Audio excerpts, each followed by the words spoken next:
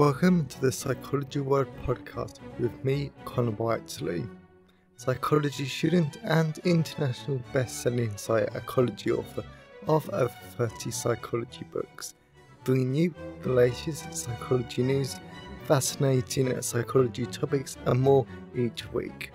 If you want to learn more, then please check out connorwhiteley.net/books.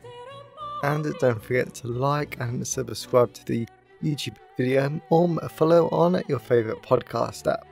And here's the show.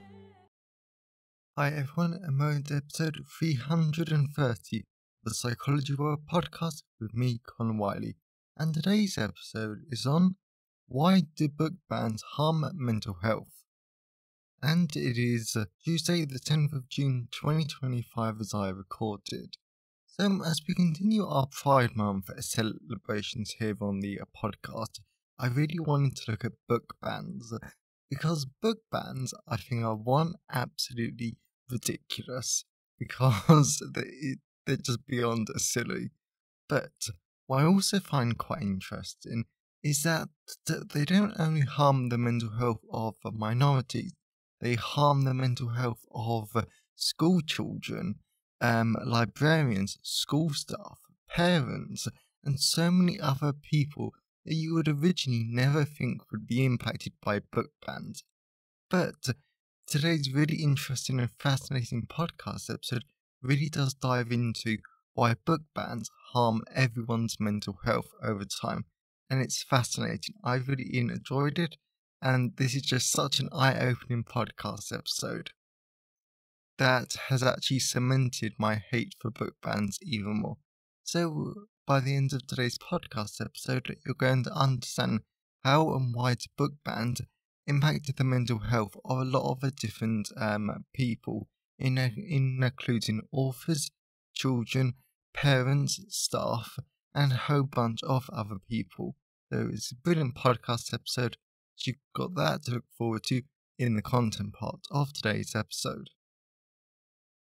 And as always, I always love to hear your thoughts and feelings on today's episode. So you can always email me, connorwhiteley@connorwhiteley.net. You can always leave a comment on the show notes at connorwhiteley.net/podcast. And you can always tweet me on Twitter at sci-fi-whiteley, or leave a comment on the Facebook post or LinkedIn post. And I love to hear from all you people, because it really helps make the podcast feel more like a conversation. And please, feel free to send pictures of where you're listening in from. I always love to see where everyone is listening from all over the world. And today's episode has been sponsored by working with children and younger people. So the reason why this is a great sponsor for today's episode is because this great, really easy to understand book that's written in an engaging and passionate tone helps you to understand how the mental health professionals work with children and younger people to improve their mental health.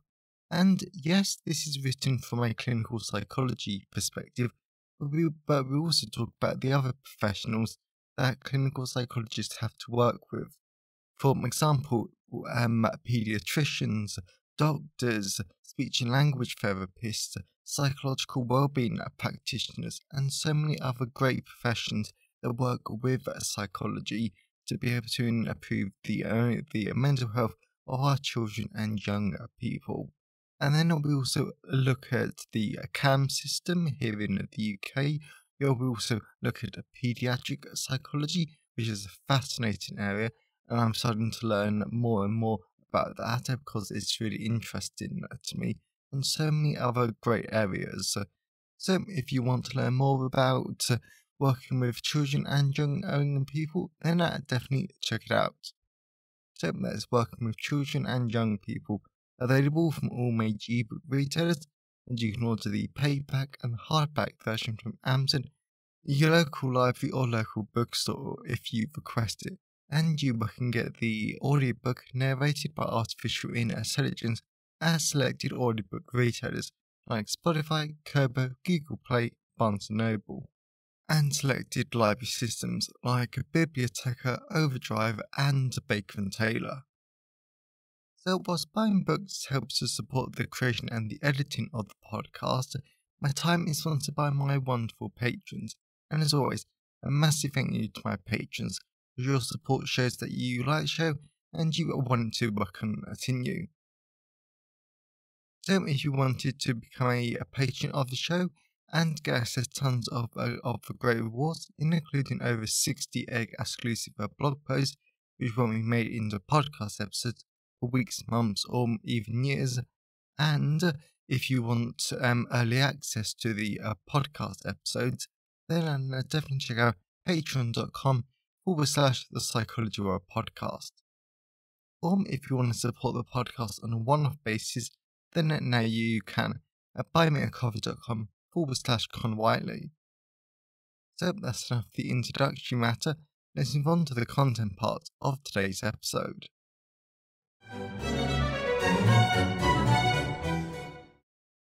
So moving on to the content part of today's episode.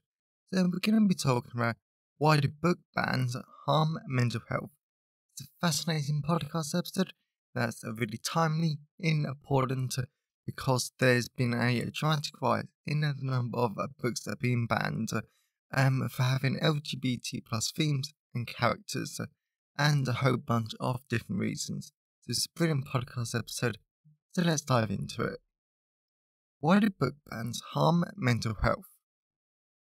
In 2023 alone, according to the American Library Association, there was a 65% increase in title challenges as compared to the previous years, as well as nearly half of all these challenges were made by patrons, parents, or political or religious groups, and at the time of writing in 2025, this number has only increased. These pressure groups focus on public and school libraries, and they typically challenge dozens, if not hundreds, of titles at a single time. And 47% of these books that they challenged were about the lived experiences and voices of Black and LGBT plus characters. This includes books about Black history and Black main characters, and stories that spoke about teen pregnancy and puberty. Harp 2022. In addition, I saw a newspaper headline recently about the trend of book bans in the United States is spreading over to the UK and other Western countries. And I was talking to a local librarian the other month who I talked to regularly during student ambassador work, and she's under a lot of pressure to ban certain books. Books for no other reason that they contain Black and LGBT plus characters. These books are perfectly fine, enjoyable, and children love them, but the parents want them gone for no good reason. Yet, when a certain big-name author is accused of rape and sexual violence against women, the same parents don't want his books removed, which is really odd in my opinion. Anyway, the reason why these book bans are harmful to society is because they don't protect society, they don't protect children, and they don't protect mental health, as shown in the following research. How do book bans harm the mental health of children and teenagers? So, firstly, book bans harm the mental health of children and teenagers, the very people who these pressure groups claim to protect. Children as well as teenagers need diverse books during this developmental period of their identity formation, because these diverse books help them to have the opportunity to have an open dialogue and use a critical thinking in a safe and supportive environment. Weiser and Berkman, 2018. Also, book bans don't solve this so-called problem, because children and young people will still find out this information, but they might find it from worse sources. School and public library offer children and teenagers a safe and monitored space to find good sources of information for their identity, and trusted adults can support this. Keeping these books in libraries keep children safe and teenagers safe, not book bans. Personally, even without talking about LGBT plus fiction, I flat out loved books and the library as a kid. It was a brilliant place to find fun books where I could escape for a few hours. I could solve an impossible mystery, I could travel to a magical place, or I could travel with the stars with amazing characters. Books are such a powerful and amazing thing for children, and they really did help shape me into the person I am today. So the very idea that we would rob our children of books is horrible. How do book bans harm the mental health of authors? Secondly, book bans harm the mental health of authors because these brilliant people are just trying to make a living from selling books. Therefore, book bans harm the author's income and they might make them feel isolated and excluded. We know from research that social isolation and marginalisation harms mental health, so book bans do not protect authors, as well as book bans means that authors can't get invited to a school or library visits, so readers and authors miss out the chance to understand each other's perspectives and to connect. Social media is another critical aspect because book bans increase online hate towards authors, and we know that cyberbullying is associated with increased anxiety and depression for the victim. All 2021. It was only the other week that I was reading an Instagram post from an author saying how much stress and anxiety he got from a school visit, but he didn't know how bad he was going to be attacked and hated on by students and teachers alike.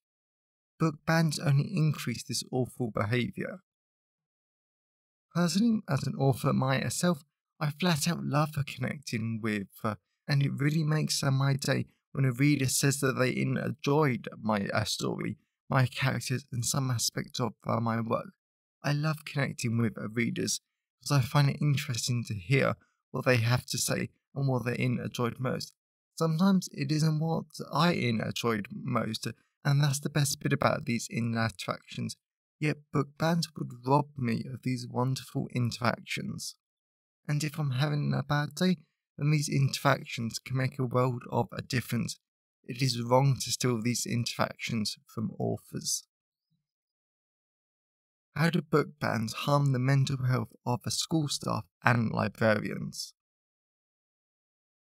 So book bans harm the mental health of librarians and school staff because it adds anxiety and stress to their already massive workload.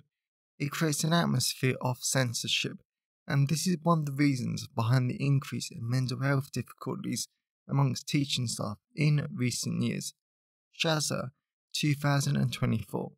And a lot of libraries are already having to use their already strained budgets to hire people like security and social workers to respond to the rise of confrontational patrons who are becoming more and more aggressive towards librarians, all because they believe certain events and books should be banned, so they get aggressive about it.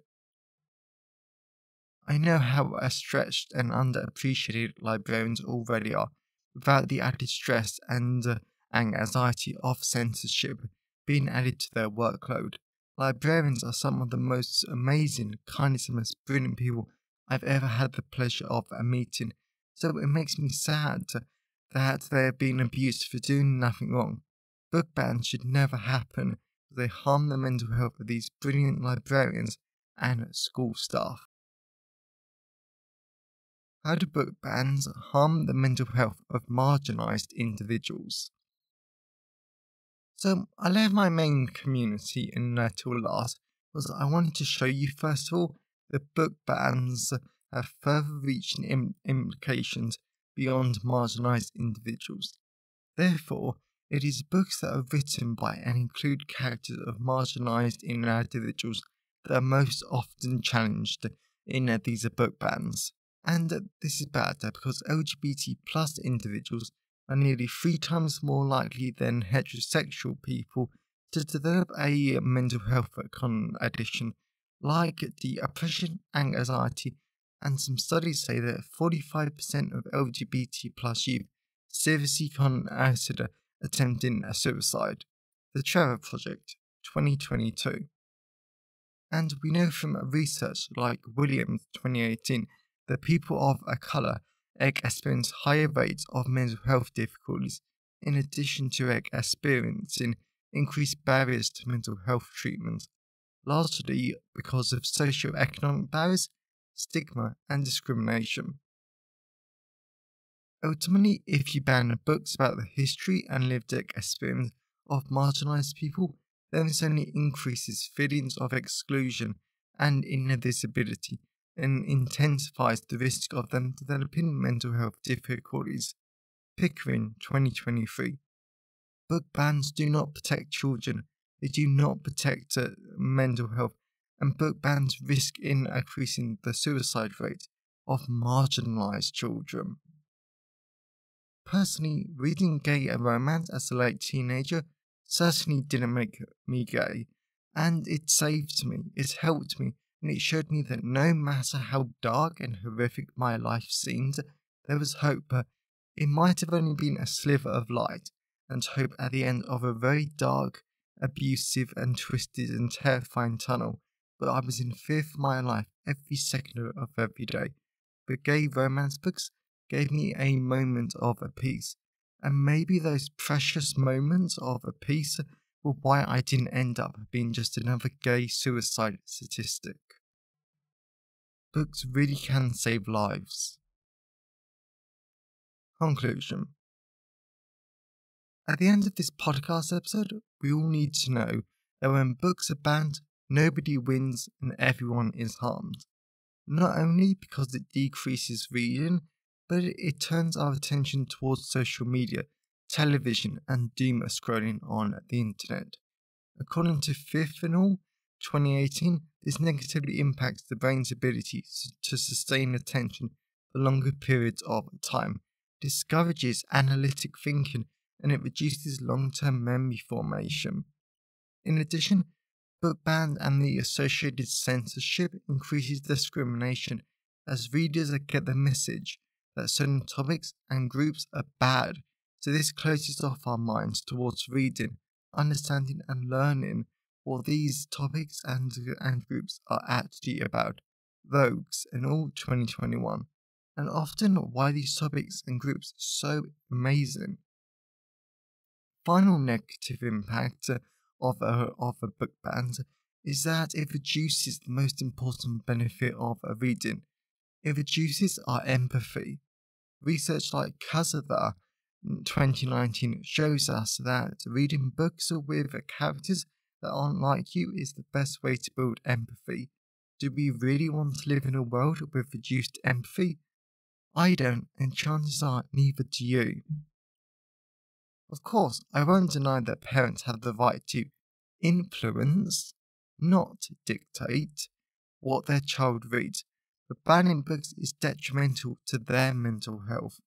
As a result, you could argue that maybe the best thing to do is to have open, honest conversations with our children and other people about the topic and characters that we want people to ban, instead of banning the books themselves. This way, we can learn from each other's perspectives, and this means that we can show our children that we trust them to make choices guided by their values, regardless of what's written on a page. Making decisions based on your values is one of the most important gifts and skills you could teach children. And this way, if we don't ban books, then we help to protect the mental health of our school staff, librarians, marginalised people, children and adolescents, and the authors themselves. When books are banned, no one wins. When books are kept, everyone wins. So I really hope that you enjoyed today's episode and you got something out of it. I know that I did, because after seeing the sheer amount of LGBT plus books and other diverse books that are being banned in recent years, I really wanted to do something. So I don't exactly know if this class is a social activism, but I just wanted to do something to help people. And if you know anyone who would enjoy today's episode, then please share it with them. I'm always really grateful when you wonderful people help us spread the word about the podcast. And if you want to learn more, then please check out Working with Children and Young People, available in all the usual places. And if you want to become a patron of the show, then please head on over to patreon.com/the Psychology World podcast. Or if you want to support the podcast on a one-off basis, then please head on over to patreon.com/the Psychology World podcast. So, have a great day, everyone, and I'll see you next time. Found it helpful. Please remember to like the video and subscribe to the YouTube channel and follow the podcast on your favourite podcast app. And if you wanted to learn more, then please check out the backlist of the podcast episodes or my books at conwiley.net. So have a great day and I'll see you next time.